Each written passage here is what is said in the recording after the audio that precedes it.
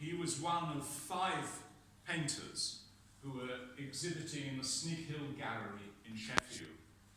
And I met each of the painters in turn and came up with a series of poems relating to their work and their thinking behind their work.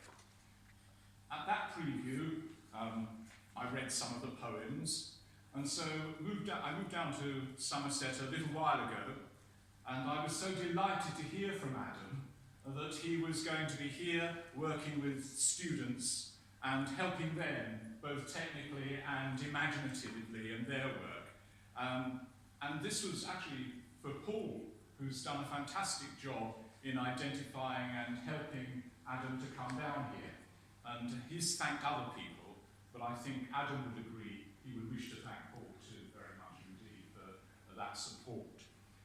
And so here, in this wonderful gallery, you have a whole range of work which has come out of Adam's intensive journeys round the country, working in plein air and developing all sorts of ways of looking at the history, the now and the future, all in one image.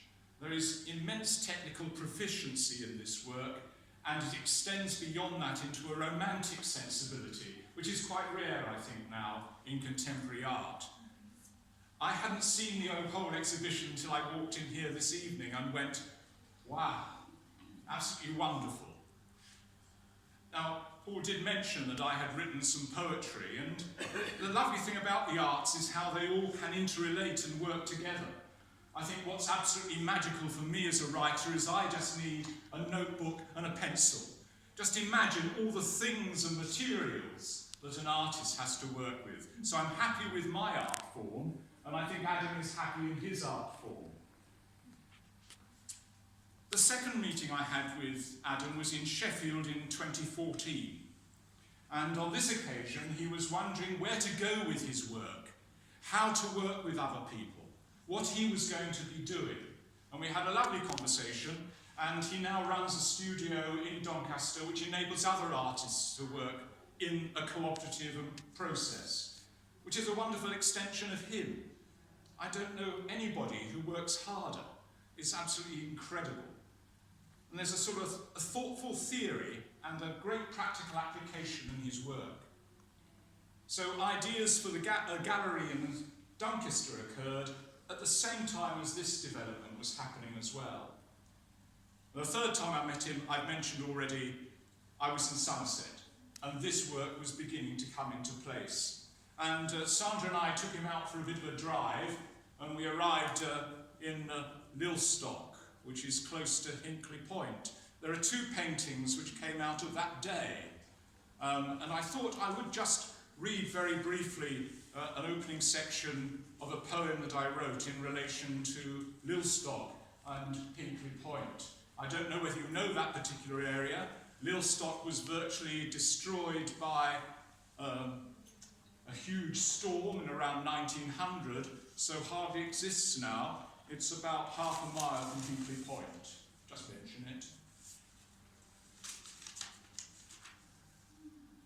Caught unawares, like a hare surprised, or when diving from a tunnel into sunlight with dark, wide eyes, pupils flinched to pinpricks. 360 degrees of music play their harmonies over the gentle swell of hills smoothed by dawn, into clean lines, so purely etched that there is only sky and land. Sheer sunshine sings and winds, casting shadows to unseen corners, refusing the sepia past. Urgent waves crest and break on hidden reefs below the sea cliff. They slither over irregular spikes of broken groins. Were they once mud horseman traps? The teeth are salt eroded to dark splinters. I think of modest ambitions, to make a living with lobster pots, and shape a causeway for an invalid to breathe sea air, to build places sufficient for the time and not for eternity. Nothing lives long enough to salve raw wounds of ambition. See how nature clutches the old pub wall into its grasp. A fender is just recognisable. Rooks have colonised high trees, and the bridge is redundant. Ivy, an old man's beard, shroud decayed works, failed grail quests. At least these structures did not challenge human existence itself.